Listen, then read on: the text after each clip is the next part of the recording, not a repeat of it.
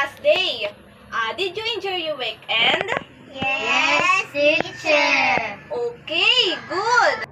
So, before we start our discussion, may I request everyone to stand up and we will have our prayer.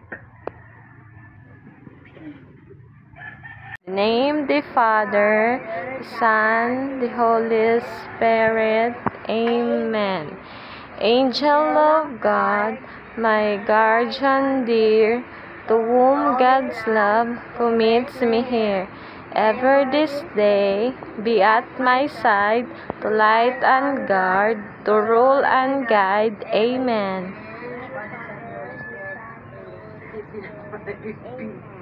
Good morning, children. Good morning, teacher. Good morning, classmates. Mabuhay.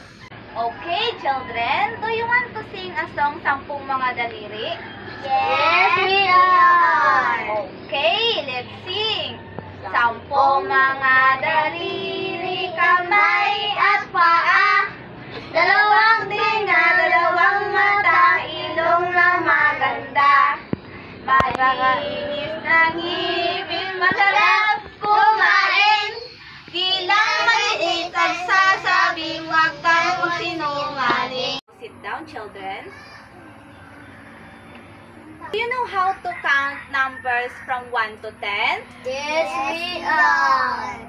So today, we will count numbers from 1 to 10. I just want to know if everybody knows how to count numbers. So, I have here a colored popsicle stick.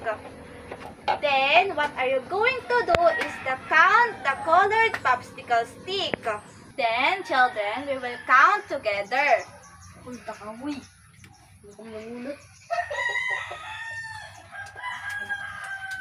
Okay, children, let's start. 1, 2, 3, 4, 5, 6, 7, 8, 9, 10. I observe that all of you knows how to count numbers. So, I will call someone to count in front. But you need to recite only the numbers that I'm pointed in the board. Call Angela to recite the numbers that I'm pointed in the board. Can you? 1, 2, 3, 7, 8, 9, 10. Angela, what number is this? 3, 5, 9, 10. Very good. So children, let's give Angela the good job clap like this. 1, 2, 3, 1, 2, 3. Good job. Again. So please stand up, children. Like this. 1, 2, 3, 1, 2, 3. Good job. Yay! Okay, children, sit down. Children, do you know what? That counting numbers is important. Why?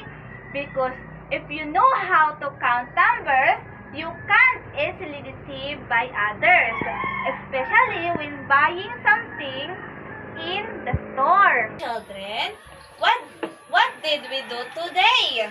Counting numbers. So did you learn something today? Yes, we are. Very good. Teaching is not all about the salary. It is all about on how you impart the knowledge to the students, on how to be good role model.